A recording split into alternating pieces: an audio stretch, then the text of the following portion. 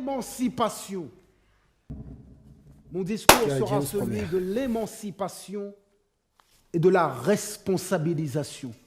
Parce que j'habitais juste à côté de la MJC, quand je vous dis juste à côté, c'est-à-dire je descendais de chez moi, je faisais 10 mètres et j'étais dans la MJC.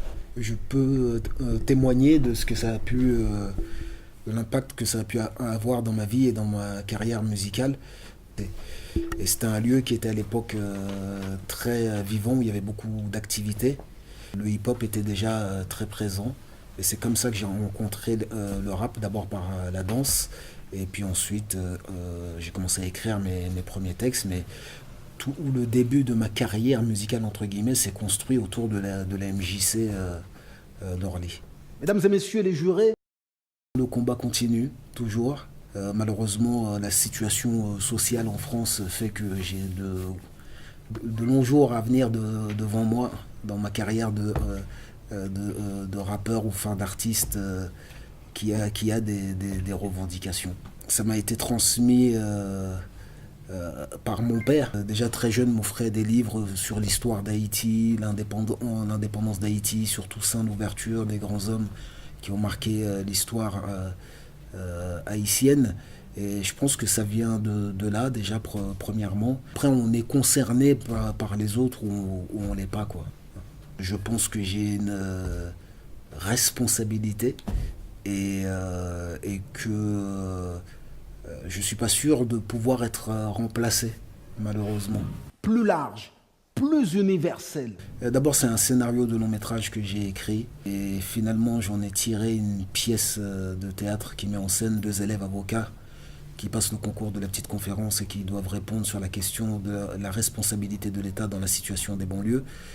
Et finalement, je pense que c'est l'aboutissement de ce que je défends dans ma musique depuis 20 ans. Et ceux qui connaissent ma musique et qui ont vu la pièce s'y retrouvent, quoi. Finalement, cette pièce, c'est Constat amer, Banlieusard et Lettre à la République, qui sont 3 morceaux emblématiques de ma carrière. Au théâtre, les gens viennent pour écouter, pour réfléchir, pour être bouleversés, alors que la musique, principalement, surtout aujourd'hui, les gens l'écoutent pour se distraire. Notre pièce de théâtre, elle est assez courte, elle dure 1h10. Il y a des pièces de théâtre qui durent 3 heures, donc les gens sont prêts à recevoir quelque chose pendant 3 heures.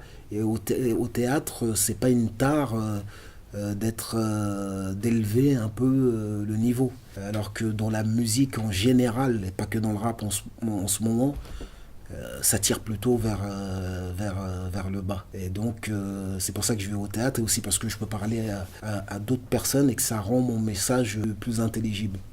Et dans ce sens, on a atteint nos objectifs, puisque à chaque fois, on a des gens vraiment différents dans les salles, et on a un vrai mélange des publics, quoi. C'était la première fois. C'est une femme qui devait avoir plus de 60 ans, qui a vu la pièce et qui nous a dit à la fin vous ne nous avez pas apporté de réponse à la question, mais vous nous avez permis de nous poser des questions sur les réponses toutes faites qu'on nous donne. Et je trouve que c'est ce qu'il y a de plus... Enfin voilà, si on a réussi ça, on a fait quelque chose. Il faut que tu parles au petit Demba, mon frère. Ça change d'une journée à l'autre. En tout cas, je suis inquiet, en tout cas. Je suis inquiet. Je suis pas sûr de vouloir ni de pouvoir finir mes jours ici. On continue le combat, ouais. Le 27, on va parler on reprend un peu le concept de Avif et on parle de la question qui est posée, c'est faut-il désarmer la police?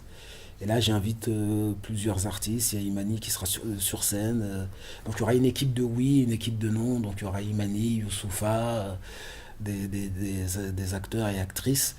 Et donc, ouais, je continue toujours sur ma voie qui est d'essayer de poser des questions et de provoquer des débats dans la société.